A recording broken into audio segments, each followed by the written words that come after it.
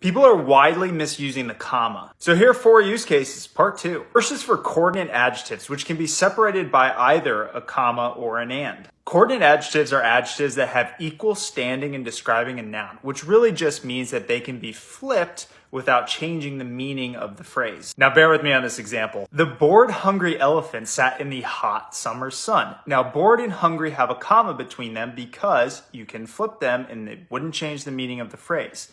Whereas hot summer sun doesn't have a comma because you wouldn't say summer hot sun. Second is for dates. In the month, day, year format, commas separate the year. But in a day, month, year format, commas are not required because the numbers aren't right next to each other. A comma should separate the day of the week if added. Finally, no commas are required if you only list a month in a year. Third is for interrupters or parenthetical elements. These are words or phrases that can add emphasis, tone, or some extra detail in the middle of a sentence. My son, unlike my daughter, doesn't like to sleep. Fourth is for appositive. An appositive is a word or phrase that restates a noun that is already mentioned but distinguishes or adds some sort of detail. My friend Joe is an excellent cook. Follow me for the next part in the series.